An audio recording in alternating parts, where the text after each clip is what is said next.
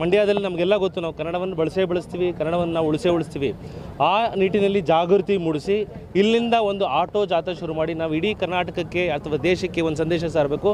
ಇಡೀ ಕರ್ನಾಟಕದಲ್ಲಿ ನಾವು ಕನ್ನಡ ನಾಡಿನಲ್ಲಿ ಕನ್ನಡವೇ ಮೊದಲು ಅಂತ ನಾವು ಹೇಳಬೇಕು. ಜೊತೆಗೆ ಎಲ್ಲರೊಳಗೊಂದಾಗಬೇಕು. ಎಲ್ಲ ಜಾತಿ ಸಮುದಾಯದ ಎಲ್ಲ ಧರ್ಮದ ಒಂದಷ್ಟು ಭಾವಚಿತ್ರಗಳನ್ನು ನೀವು ನೋಡ್ತೀರ. ಹಂಗಾಗಿ ನಾವು ಎಲ್ಲರೊಳಗೊಂದಾಗು ಅನ್ನೋ ಸಂದೇಶ ಮತ್ತು ಕನ್ನಡ ಎರಡನ್ನೂ ನಾವು ಇಟ್ಕೊಂಡು ನಮ್ಮ ಸ್ನೇಹಿತ ವರ್ಗದವರೆಲ್ಲ ಈ ಒಂದು ಜಾಥಾವನ್ನು ಮಾಡಿದ್ದಾರೆ. 100%. ಆದರೆ ಇತ್ತೀಚೆಗೆ ಎಲ್ಲೋ ಒಂದು ಕಡೆ ಕನ್ನಡ ಮರೆಯಾಗ್ತಾ ಇದೆ, ಅಂದರೆ ಸ್ವಲ್ಪ ಇದಾಗ್ತಾ ಇದೆ, ಅದ್ರ ಮೇಲೆ ಅನ್ಯ ಭಾಷಿಕರ ಪ್ರಭಾವ ಜಾಸ್ತಿ. ಹೌದು, ನಾನು ತುಂಬ ಕನ್ನಡದ ಬಗ್ಗೆ ಮಾತಾಡೋಕ್ಕೆ ಹೋಗ್ತೀನಿ. ಈಗ ನಾವೆಲ್ಲ ಸುಮ್ಮನೆ ಜನರಲಾಗಿ ತಿಳ್ಕೊಳ್ಳಿ, ನಾವು ಈಗ ಕನ್ನಡ ಆಡು ಭಾಷೆ ಮತ್ತು ಬರುವ ಭಾಷೆ ಆಗಿದೆ. ಇನ್ನೊಂದು 30-20 ವರ್ಷಗಳಲ್ಲಿ ಕನ್ನಡ ಬೇರೆ ಆಡು ಭಾಷೆ ಆಗ್ತದೆ. ಈಗಲೇ ಯಾರೆಲ್ಲ ಡಿಗ್ರಿ ಅವ್ರಿಗೆ ಇಂಜಿನಿಯರಿಂಗ್ ಅವ್ರಿಗೆ ಕೇಳಿ ಕನ್ನಡ ಬರೀರಿ ಅಂತ ಒಂದು ಪುಟ ಬರೀರಿ ಅಂತಾನೆ, ಕನ್ನಡ ಒಂದು ಪುಟ ಬರೆಯೋಕ್ಕೆ ಬರ್ತಾಯಿಲ್ಲ ಯಾರಿಗೂ. ನಾವು ಕನ್ನಡವನ್ನು ನಾವು ಕನ್ನಡದ ಬಗ್ಗೆ ನಾವು ಜ್ಞಾನವನ್ನು ಅಥವಾ ಅದ್ರ ಮಹಿಮೆ ನಾವು ಹೇಳಲಿಲ್ಲ ಅಂದರೆ ಕನ್ನಡ ಕೇವಲ ಆಡು ಭಾಷೆ ಆಗಿಬಿಡ್ತದೆ, ಬರೆಯೋ ಭಾಷೆ ಆಗಲ್ಲ. ಆಮೇಲೆ ಕನ್ನಡ ಬಳಸೋದು ಕಮ್ಮಿ ಆಗ್ತದೆ. ಇಂಗ್ಲೀಷಲ್ಲಿ 1-2 ಪದ ಹೇಳಿದ ತಕ್ಷಣ ನಾನು ಶ್ರೇಷ್ಠ ಅನ್ನೋ ಈ ಮನಸ್ಥಿತಿಯಲ್ಲಿ ಕನ್ನಡದ ಅರ್ಥಪೂರ್ಣವಾದಂಥ ರಾಜ್ಕುಮಾರ್ ಅವರ ಕನ್ನಡ ಹಾಗೂ ಬೇಂದ್ರೆ ಅವರ ಕನ್ನಡ, ಕುವೆಂಪು ಅವರ ಕನ್ನಡ, ಈ ಕನ್ನಡದಲ್ಲಿ ದೊಡ್ಡ ಮಹತ್ವವಿದೆ, ಅಂಶವಿದೆ ಅಂತ ಹೇಳೋಕ್ಕೆ ಈ ಒಂದು ಜಾಥಾ. ಕನ್ನಡವಾದರೆ ಒಳ್ಳೆಯದು. ಯಾಕಂದರೆ ನಾವು ಕನ್ನಡಿಗರು, ಕನ್ನಡವೇ ಮೊದಲು ನಮಗೆ, ಆಮೇಲೆ ನಮಗೆ ಬೇರೆ ಬೇರೆ ಭಾಷೆಗಳು ಬಂದಿದ್ದು. ಕನ್ನಡದಲ್ಲೇ ಆದರೆ ಒಳ್ಳೆಯದು. ಈಗ ನ್ಯಾಯ ತೀರ್ಪುಗಳನ್ನೇ ನೀವು ನೋಡಿ, ಕನ್ನಡದಲ್ಲಿ ತೀರ್ಪುಗಳು ಬರ್ತಾಯಿದೆ.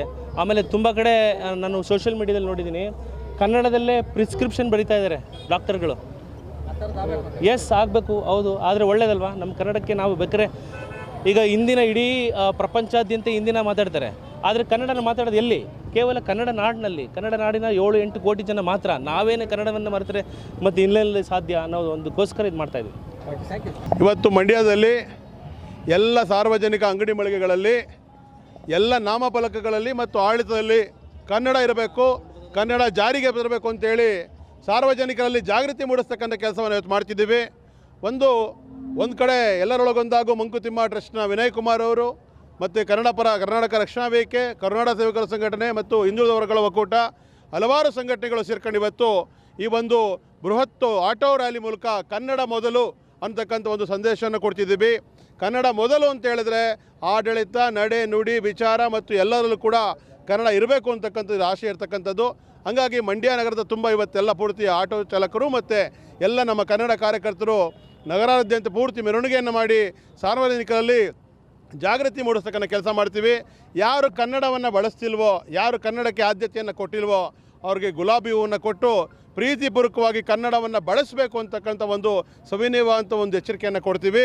ಯಾಕಂದರೆ ಇದು ಕರ್ನಾಟಕ, ಕನ್ನಡ ಇರಬೇಕಿಲ್ಲಿ, ಕನ್ನಡಕ್ಕೆ ಅಗ್ರಸ್ಥಾನ ಇರಬೇಕು. ಹಾಗಾಗಿ ಇವತ್ತು 2 ಕಾರಣಗಳಿಂದ ಈ ಕಾರ್ಯಕ್ರಮ ನಡೀತಾ ಇದೆ. ಇವತ್ತು ಏನು ಮಂಕುತಿಮ್ಮ ಟ್ರಸ್ಟು ಮತ್ತು ಕರ್ನಾಟಕ ಸಂಘಟನೆಗಳೆಲ್ಲವೂ ಸೇರಿ ಈ ಕಾರ್ಯಕ್ರಮನ ಮಾಡ್ತಿದ್ವಿ. ಒಂದಷ್ಟು ಆಟಗಳೆಲ್ಲ ಕನ್ನಡಿಗರ ಅಂದರೆ ಮತ್ತು ಇನ್ನೊಂದು ವಿಶೇಷ ಏನಪ್ಪ ಅಂತ ಹೇಳಿದ್ರೆ, ನಮ್ಮಲ್ಲಿ ಯಾವುದಾರ ಒಂದು ಬಡಾವಣೆಗೆ ಹೆಸರಿಡಬೇಕು, ಯಾವುದಾರ ಒಂದು ಯೋಜನೆಗೆ ಹೆಸರಿಡಬೇಕು ಅಂತ ಹೇಳಿದ್ರೆ ತಕ್ಷಣ ನಮ್ಮ ಎಲ್ಲ ಇರತಕ್ಕಂಥ ಸೋಕಾಳ್ ರಾಷ್ಟ್ರೀಯ ಪಕ್ಷಗಳಿಗೆ ನೆನಪಾಗೋದು ನೆಹರು, ಇಂದಿರಾ ಗಾಂಧಿ, ಮತ್ತೊಬ್ಬ ಗಾಂಧಿ, ಅವರು ಇವರು ನೆನಪಾಗ್ತಾರೆ. ಕರ್ನಾಟಕದಲ್ಲಿ ಇಂದಿರಾ ಕ್ಯಾಂಟೀನ್ಗೆ ಹೆಸರಿಡ್ತೀನಿ ಅಂತ ಹೇಳಿದಾಗ ಇಂದಿರಾ ಕ್ಯಾಂಟೀನ್ ಹೆಸರಿಡ್ತಾರೆ. ಇನ್ನೊಂದು ಯಾವುದು ಜವಾಹರ್ಲಾಲ್ ನೆಹರು ಹೆಸರಿಡ್ತಾರೆ. ಬೇಕಾದಷ್ಟು ಸಾಧಕರು ನಮ್ಮ ಕರ್ನಾಟಕದಲ್ಲಿ ಇದ್ದಾರೆ. ಇವತ್ತು ನೀವು ಇಂದಿರಾ ಕ್ಯಾಂಟೀನ್ಗೆ ಹೆಸರಿಡಬೇಕು ಅಂತ ಹೇಳಿದ್ರೆ ಶರಣರ ದಾಸೋಹ ಪರಂಪರೆಗಿಂತ ದೊಡ್ಡ ಹೆಸರುಗಳೇನು ಬೇಕಾಗಿಲ್ಲ. ಬೇಕಾದಷ್ಟು ಶರಣರು ನಮ್ಮ ಕರ್ನಾಟಕದಲ್ಲಿ ಆಗೋಗಿದ್ದಾರೆ. ಆ ರೀತಿಯಲ್ಲಿ ಕರ್ನಾಟಕದ ಯಾವುದೇ ಯೋಜನೆ ಇರಲಿ, ಯಾವುದೇ ವಿಚಾರ ಇರಲಿ, ಕನ್ನಡದ ಸಾಧಕರನ್ನು ಪರಿಚಯಿಸಬೇಕು ಅಂತೇಳಿ ಇವತ್ತು ನಮ್ಮ ಎಲ್ಲ ಆಟೋಗಳ ಮೇಲೆ ಪುಲಕೇಶಿಯಿಂದ ಹಿಡಿದು ಗಂಗರಾರಸ, ಸ್ತ್ರೀ ಪುರುಷನ ತನಕ ಮತ್ತು ಏನು ರಾಜಕೀಯ ಇರ್ಬೋದು, ಸಾಹಿತ್ಯ ಇರ್ಬೋದು, ಸಂಸ್ಕೃತಿ ಇರ್ಬೋದು, ಎಲ್ಲ ವಿಭಾಗಗಳು ಸಾಧನೆ ಮಾಡಿರತಕ್ಕಂಥ ಕನ್ನಡಿಗರನ್ನು ಮೆರೆಸ್ತಕ್ಕಂಥ ಕೆಲಸವನ್ನು ಕೂಡ ನಾವು ಇವತ್ತು ಮಾಡ್ತಿದ್ದೀವಿ. ಇದು ನಮ್ಮ ಕನ್ನಡಿಗರಿಗೆ ಮನವರಿಕೆ ಆಗಬೇಕು. ಹಂಗಾಗಿ ಇವತ್ತು ಎಲ್ಲ ಆಟೋಗಳ ಮೂಲಕ ಆಟೋಗಳಲ್ಲಿ ನಾವು ಕನ್ನಡಿಗರ ಸಾಧಕರನ್ನು ಪರಿಚಯಿಸ್ತಕ್ಕಂಥದ್ದು, ಆ ಹೆಗ್ಗುರುತುಗಳನ್ನ ಇನ್ನಷ್ಟು ಜನರ ಮನಸ್ಸಲ್ಲಿ ನೋಂದಾಯಿಸ್ತಕ್ಕಂಥ ಕೆಲಸವನ್ನು ಮಾಡ್ತಿದ್ದೀವಿ. ಕರ್ನಾಟಕ ನ್ಯೂಸ್ ಡಿಜಿಟಲ್ ಚಾನಲನ್ನು ಈಗಲೇ ಸಬ್ಸ್ಕ್ರೈಬ್ ಮಾಡಿ. ಧನ್ಯವಾದಗಳು.